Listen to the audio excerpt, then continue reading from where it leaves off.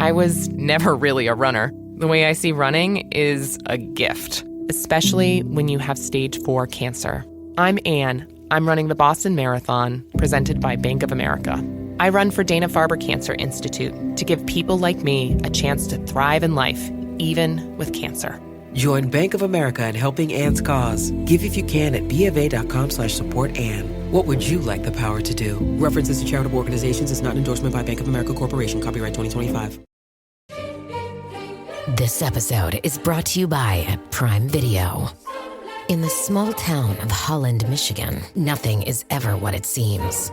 Behind the tulip festivals and pretty houses lay dark secrets that threaten to tear a marriage apart. Nicole Kidman stars in this darkly twisted thriller about a wife and mother whose quest to uncover her husband's secrets may get her more than she bargained for. Holland, streaming on Prime Video March 27th.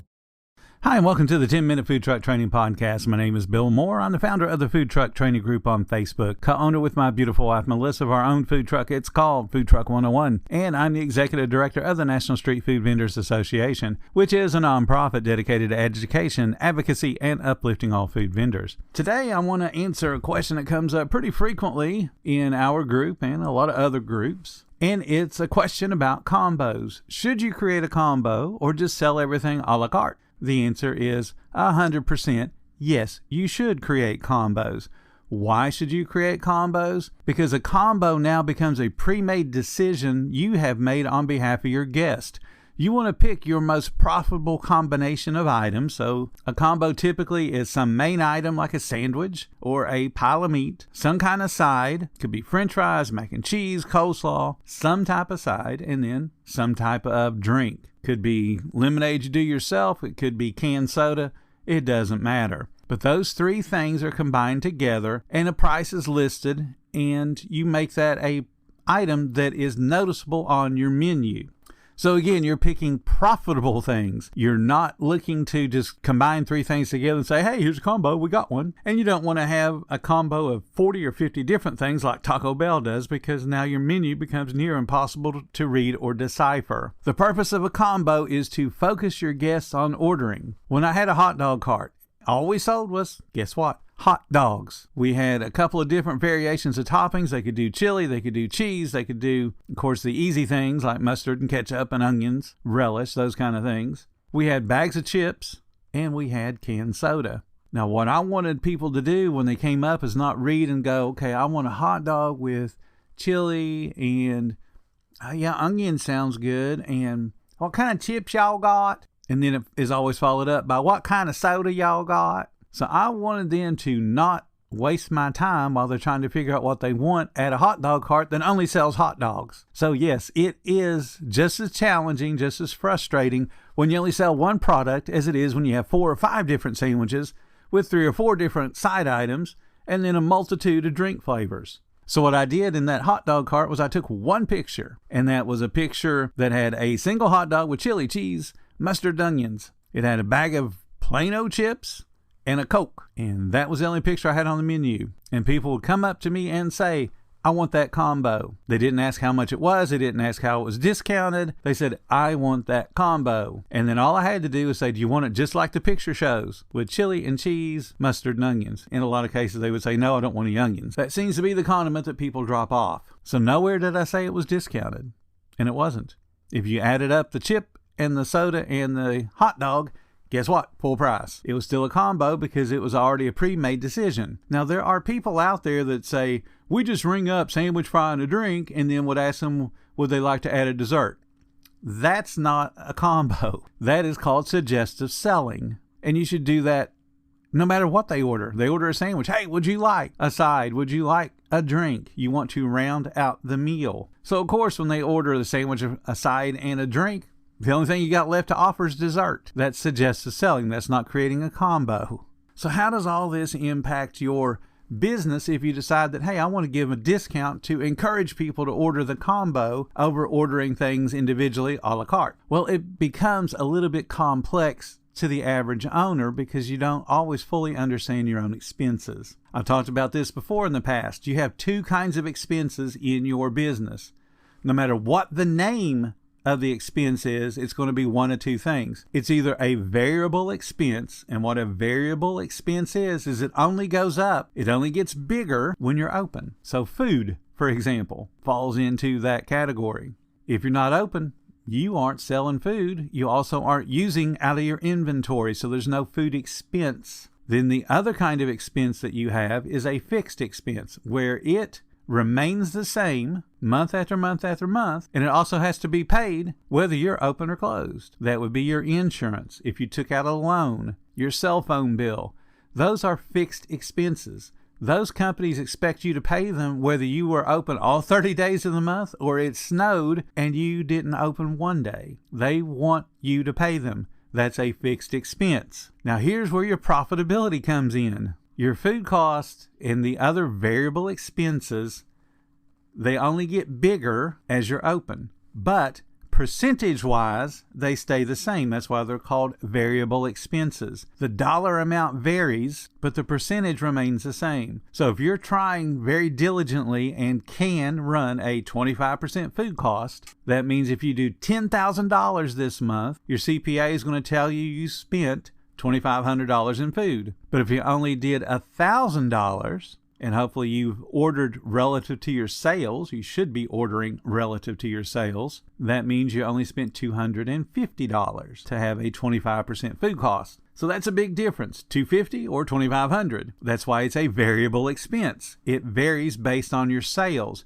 The percentage stays the same. Now, what happens to those fixed costs? Let's say that your fixed costs are $2,500 a month. So when you do that $10,000, that percentage, 25%, easy math. But if you only did $1,000 for the month, and remember I just said that fixed expense was $2,500, you got to pay it no matter what. That means you're $1,500 in the hole. You only brought in $1,000 worth of sales. That also means that you spent money on food to be able to generate $1,000 in sales. So you're way in the hole. That's how fixed costs work. So as you go higher and higher in sales, the percentage of the fixed cost gets smaller and smaller and smaller. There's where your profit is. So how does that break down into combos and guests? We want every guest that steps up to our food truck to order the maximum amount of food possible that one person could consume. So if we combo our food without discounting it, or even if we discount it, it encourages them to order that particular item because it's a pre-made decision. Yes, I like hot dogs and I like chips and I like a soda. I want that. And they order it. Then all I got to do is say, hey, would you like a brownie with that? My hugest brownie. It's covered with chocolate. You're going to love it. Now, I suggest it's sold and potentially gotten the most amount of money out of that one consumer possible. But when I let them go a la carte, they'll go, well, I'm really not hungry enough for a chip. I'll just take the hot dog and the soda, because I let them look at the menu and decide what they wanted rather than making that predetermined decision for them and allow them to see the picture and go, hey, that looks good. I'll take it. Even though in the back of their mind they're going, I'm really not hungry enough for those chips, but it does sound good. And it's all priced. I know exactly how much I'm spending. I don't have to do the math a la carte. I know that this price is going to be, and I'll order it because I don't mind spending it. When you force them to do math, which is a la carte, okay, the sandwich is $6 and the chips are $2. 6 plus 2 is 8, and the soda is $1.50. Oh, it's got change. And they get frustrated and go, I just want a soda and I want a sandwich. They can add two numbers together pretty easily. When you start to add 3 and 4 numbers together, it becomes complicated. People don't like complicated. They go for easy. Make their life easy. Put a combo up. Don't be afraid of combos. You don't have to discount them. But if you do discount them, you're going to find you're going to make more money in the long run. Why? Because you can sell more combos that are slightly discounted, which increases your sales, which does what to your fixed cost? If you've been paying attention, it drives down the percentage of the fixed cost. And as you drive down the percentage of the fixed cost, you're driving up the percentage of your profit. That's how math works. One number drops, the other one has to go up because you have a sum total of revenue. You have $10,000 worth of revenue. Part of it goes to fixed costs. Part of it goes to the variable cost. Hopefully there's enough left over that you have profit. But those three numbers are tied together. So as you are able to drop the percentage on the fixed cost, the remainder has to go to profit, because you can't drop the percentage on your variable cost. Your 25% food cost is your 25% food cost. It remains 25% forever. But those fixed costs, they are a fixed dollar amount. The higher your sales go, the lower the percentage goes. The lower the percentage goes on those, where is the difference made up?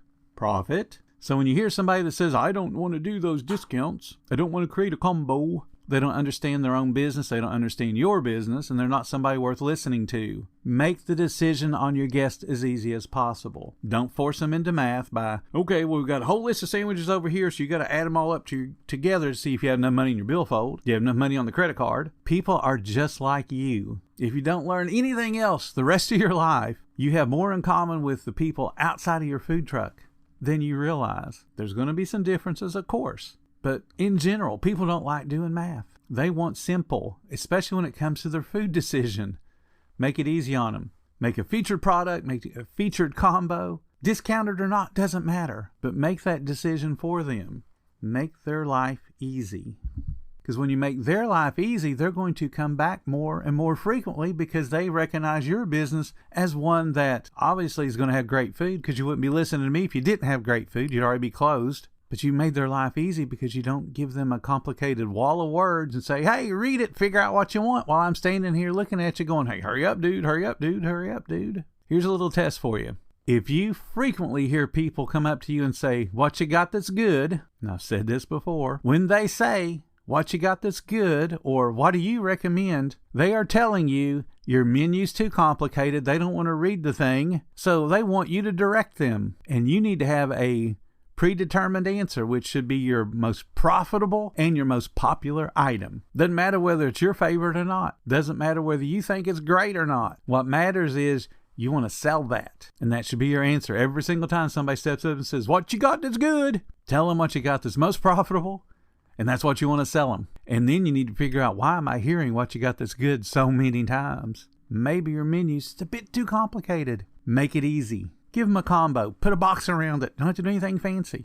This is my combo. Don't even have to discount it. You'll watch your sales go up when you do that.